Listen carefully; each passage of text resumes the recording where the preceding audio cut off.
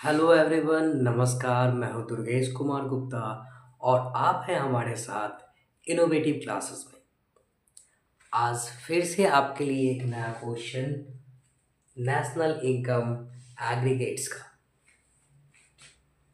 Calculate net value added at factor cost from the following: sales rupees 800, intermediate consumption rupees 400, indirect tax rupees 60, depreciation rupees 40, change in stock rupees minus 50 and subsidy rupees 20। Amount छोटे छोटे हैं, बस इसको example के तौर पर देखेंगे। ठीक है, मैक्रो इकोनॉमिक्स का चीज़ है, इतना छोटा अमाउंट होता नहीं है रियल में, लेकिन इसे सिर्फ एग्जाम्पल के रूप में देखेंगे हम लोग।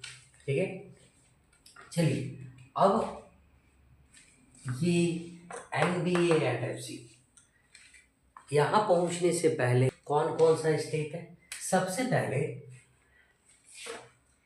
ये इनडायरेक्ट टैक्स देखिए और ये है सब्सिडी। ठीक है, हमें NIT फाइंड कर लेना चाहिए। NIT, net indirect tax. इसमें क्या करना है? इनडायरेक्ट टैक्स में से सब्सिडी को घटाइए। इनडायरेक्ट टैक्स में से सब्सिडी को घटाइए। इनडायरेक्ट टैक्स कितना दिया है? रुपीज 60 दिया है और सब्सिडी दिया है रुपीज 20। ठीक है, चलिए अगला स्टेप में क्या करना है आपको? वैल्यू ऑफ आउटपुट फाइंड करना है।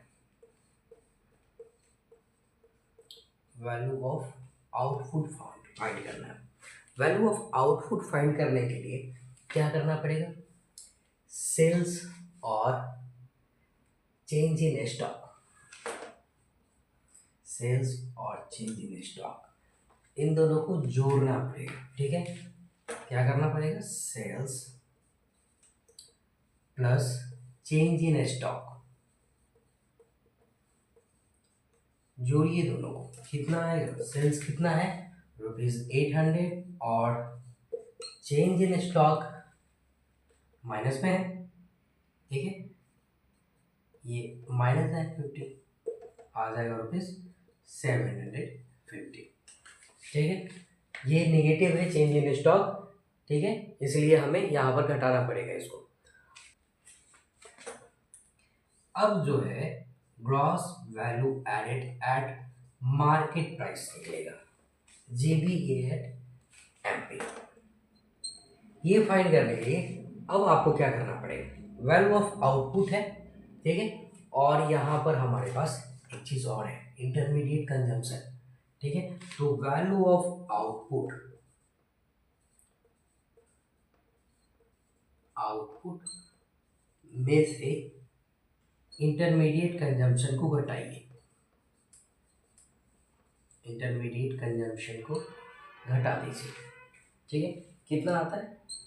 वैल्यू ऑफ आउटपुट हमारे पास जो है, जो यहाँ पर हम लोगों ने फाइंड कर लिया है रुपीज 750, और इंटरमीडिएट कंजम्पशन कितना है? Intermediate consumption rupees 400। चलिए रुपीज 400, ठीक कितना आ जाता है? रुपीज 350।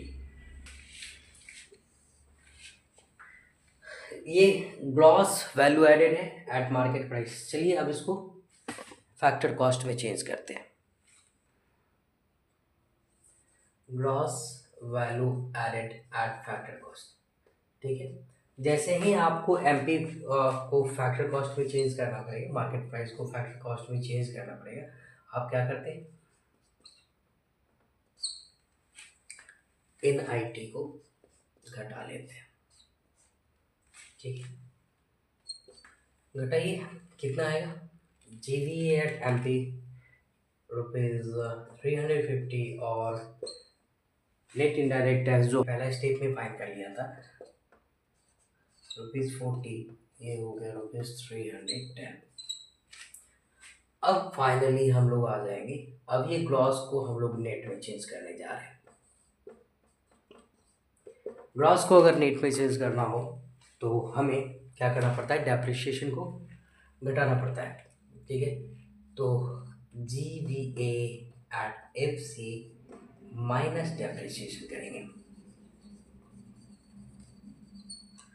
चलिए, अब GVA एट FC आपके पास है ₹310 और डेप्रिसिएशन यहाँ देखिए ₹40।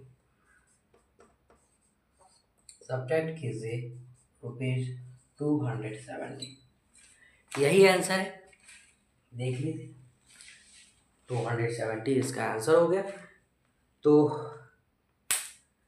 फिर से अगले वीडियो में एक नए क्वेश्चन के साथ मिलेंगे, तब तक के लिए बाय, नमस्कार।